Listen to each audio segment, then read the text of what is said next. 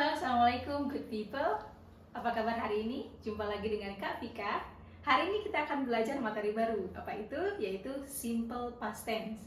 Ada yang sudah tahu teman-teman apa itu simple past tense?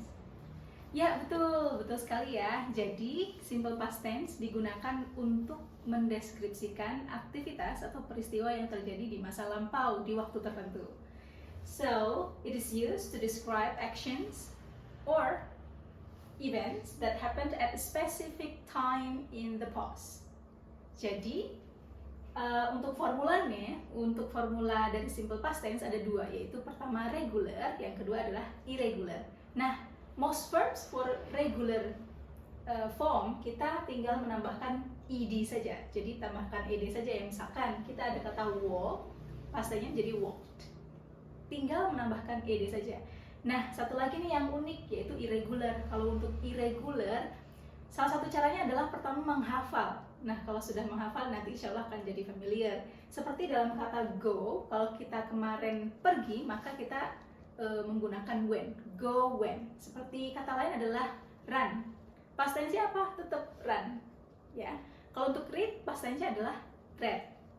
Kalau past tense-nya thought, maka verb satunya apa? Think, betul. Bought, buy, betul. Nah, itu ya untuk irregular form.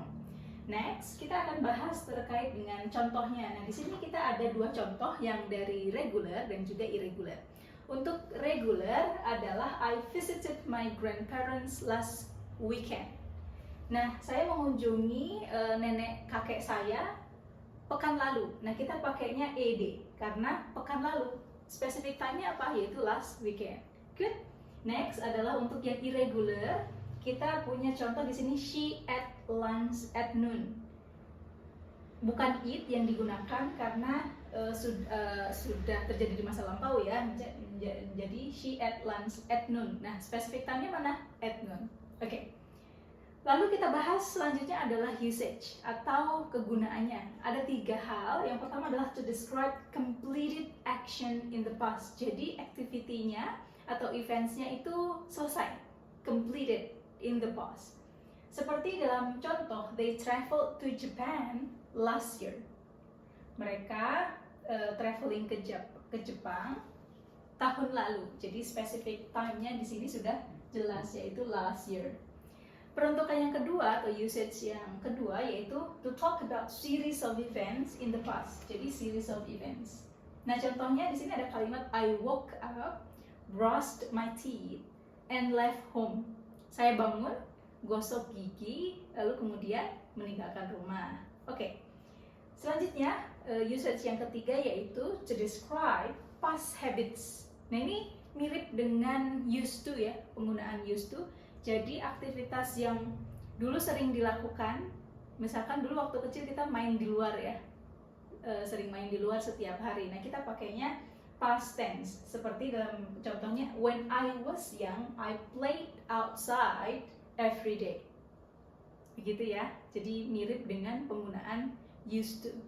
Right. Oke, selanjutnya kita bahas tentang time expressions atau time signal.